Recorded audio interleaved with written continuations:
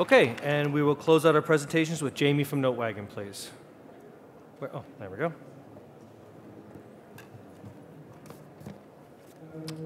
"10 minutes on the counter, please."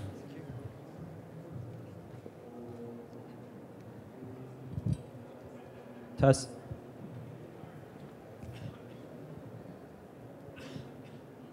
Good afternoon, everybody, and I'm here to present NoteWagon.com. How do you go forward? Oh, the remote is over there. The remote is. There we go.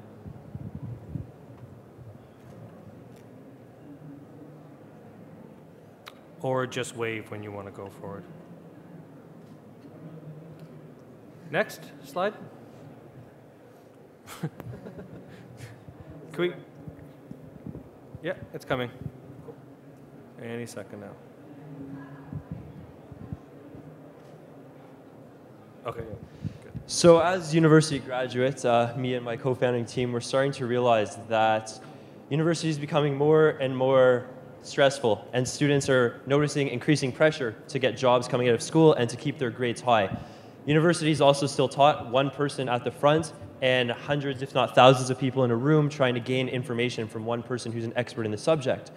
And with all the competitiveness to get good grades and to get jobs, you typically have students who know the information, understand it very well, and can teach it to their peers or help them learn better, but they don't really have the incentive to do this. They may help out a couple friends, but they're really not going to share their knowledge with the masses and want to work with other people. So at NoteWagon, our mission is to encourage students to help each other succeed academically. We believed if we attach some type of an incentive to helping your peers learn better, then people will be more likely to work together and everyone will learn more from it.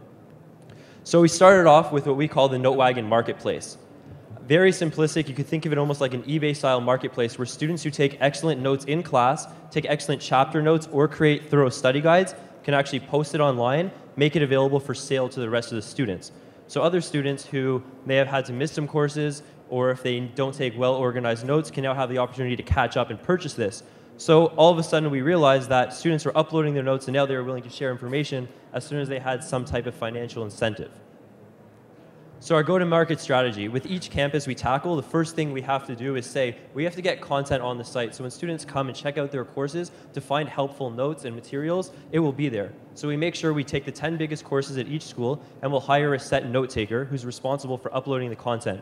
This basically works as a seed for the school because every student's going to take either a Bio 101 or a Biz 101 at some point in their university career. So when they get familiar with NoteWagon and they notice there's content and notes there, they can begin using it in upper year classes. So that's kind of our bottom-up approach. And then we also take the top-down approach where we take students of upper years and we say, you have all these notes on your computer from past years that have been very helpful. Why not put them on the website, help other students learn better, and make some money in the process? And obviously, students are always happy to make some more money with rising education prices.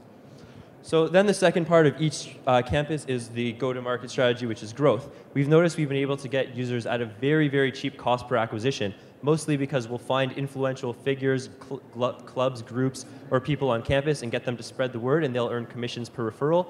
We've also implemented a referral model where students can earn tokens on our website to get access to notes for free just by referring others. And then obviously the simple social SEM and email marketing. Milestones today, we've had 66,000 users register for our website across 15 to 20 universities in Canada and the United States. We've noticed really high conversion rates since most of our users have come by referral, and we've noticed revenue even in the early stages where when students purchase notes from one another, we've noticed about $4 on average at our focus schools in revenue, and we've been able to secure a really high commission on that, which is 50 cents. We've also had 50%. We've also noticed incredible publicity thus far, partially because the idea, I guess, is kind of new in the education space. Our campus expansion plan, we plan to go from 15 to 20 right now to 50 and start opening international markets such as the UK and Singapore. And we've basically noticed what works at each campus, and it's just a matter of scaling that right now. The Note Marketplace itself is a business that can be profitable and will do well, but being entrepreneurs, we see a much bigger opportunity here. And we realize that students are in class, and there's hundreds of them, but they're on their computers all the time. They're using things like Facebook, and they're using tools like LinkedIn for their professional careers. But when it comes to academics, there's really nothing there to collaborate and work with others. The schools have their own platforms, but students still don't have that incentive to really answer questions on it or share with each other. So That's where NoteWagon comes in, where we aim to transition from a profitable note-sharing marketplace to the network for students. And this is what I'm talking about. So it starts off with notes that you can see in your class, different ratings around the notes, and you can purchase them if you'd like. But then we're also getting into question and answers where students can earn reputation points for their contributions. What's really cool is also by integrating with Facebook, we're going to have profile pictures. So you can see all the different students who are in your class. And when you click on them, you can go to their profile. You can see the different courses they're taking, the notes they've uploaded, so you can follow them and kind of become a subscriber to the notes they're consistently uploading. And you can also see the questions they've answered and what they've communicated to the learning of others. So at the end of 4 years of university or college, you're going to be able to say, here's the courses I took, here's the work I've done, and here's the questions I've answered and the reputation points that I've earned. So we think that's going to be very powerful for some of the partnerships we aim to build. Alternative revenue models besides the note sales, it's extremely easy. Rather than getting into banner ads, why not say something like, here's the book that's available and your teacher's asking you to purchase for the course. Why don't you buy it from us, from our partnerships with textbook companies? Here's a tutor who's ranked really high as a tutor for your course. So these are ways to advertise that doesn't really ruin the user experience whatsoever. In fact, it's an added benefit to them, but we're making money off it as well, which will be very powerful. So 50% commission on all note sales is the business model. What's very strong about that is we also take all the cash up front. So students purchase into our virtual currency, which is called NoteWagon tokens. We hold on to the cash, take 50% commission, and then as the note takers earn these tokens for selling their notes, we still keep all the cash until eventually they cash it out, which may be at the end of the year. So we've been working on our partnerships with textbook companies, and also job sites have approached us and thought that it may be great opportunities because we know what students' courses are taking, what their majors are, what courses they're taking, what their majors are, what their expertise is. So this is very powerful information. And with these alternative revenue streams, we believe we can go from around $4 to $6.50 per user. Keep in mind we're getting them at about $1 a piece, even less than that. So we are finalizing seed round right now. We've been fortunate to have an incredible super angel from the Valley named Scott Bannister come on board, and we're closing our seed round. These financial assumptions are based on continuous financing, VC-backed, 3.5 million raised Series A, and then going forward, we hope that by the end of 2014, early 2015, we'll be a full-fledged network and profitable at that. The management team is very diverse, wide range of skills from PhDs in engineering to high school dropouts to Harvard Business School graduates acting as advisors. So we have it all covered in various areas and expertise. We've all worked on previous startups before, mostly in the student space as well too. And if we go forward and are lucky enough to achieve the grand prize, we hope that we can put the 20K cash towards hiring a full-time community manager that we've really been wanting to get for a while to help free up our time. We can also open 2 more additional campuses, which leads to jobs at each campus for 3 community reps at each school and hundreds of note takers having the opportunity to earn money as a part-time job. We're outgrowing our office space, which is right next to the Ryerson DMZ, so it would be incredible to have the opportunity to get some more space there. And with the HP equipment and the clothing from Harry Rosen and the mentorship, it will all be put to use, most definitely. So I'd like to thank you very much for taking the time to listen to our presentation, and that's just a few testimonials we've had from students. Hi, Jamie. Hi there. Hi. Kudos on putting in the use of proceeds slide there. Very nice touch on should you win. Do you know about Wigio? No. No. Wigio is your US competitor that just raised about, let's see, $3.5 million. They've got reaching 2,000 universities, 120,000 student groups, and they've hit 1 million users. Mm-hmm.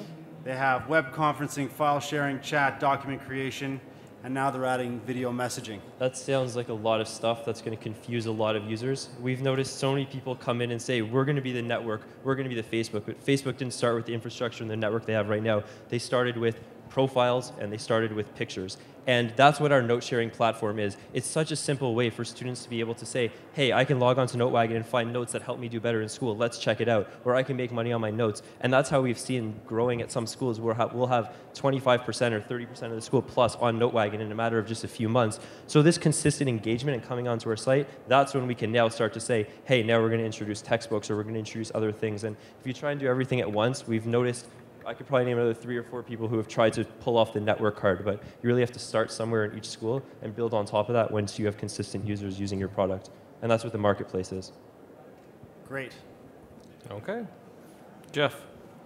Just a follow-up to David's question, because I think it brings up the broader challenge of barriers to entry, which Yep. I don't see there really being in this particular case. If Facebook all of a sudden decides that they're interested in this space, they've already got a pretty vast network to leverage, and they can, you know, obviously hire the developers or have the developers on staff to be able to put in place the technology to be able to compete against you. How do you create those barriers to prevent that from happening? So there's two things we do. One is heavily based on tags. As people upload notes for a course, they tag it, whether it's through a description or what the note topic is about, and we can pre-populate schools before we even get in there and say that the course title has to do with psychology, so we could stream Harvard psychology notes to other schools before we even get there. So we're filling up the stores with content. When students upload notes and they say it's a reading note from a chapter that they've studied, we can then say what other schools are using this book. Let's get these notes in these courses right away. So we're starting to really develop all the content, all the notes that are necessary that really drives users to the site. If they just come to the site and the content's not there, they're going to leave, or they may not check it back for a few months. So it's getting the users in each school, but making sure that when users at new school come, there's something there waiting for them. Do we have one more quick question? Did we? Okay, I've got a 10. Oh, go ahead. Sorry, how do you deal with returns? So we've had very little. Before students purchase any type of notes, they can see a preview of it. There's also ratings associated with it. So they have a very good idea of what they're buying ahead of time. Since we've been around, we've probably only had 1 or 2 people ask for a return. They said the quality was poor. And what we'll do is we'll refund that because it's very rare. But we're also implementing a flagging system where students can flag a document, or even teachers could flag something and say this is of poor quality or this won't be helpful, so you guys might want to consider removing it. Okay. Great. Thank you very much. Thank you. Thank you.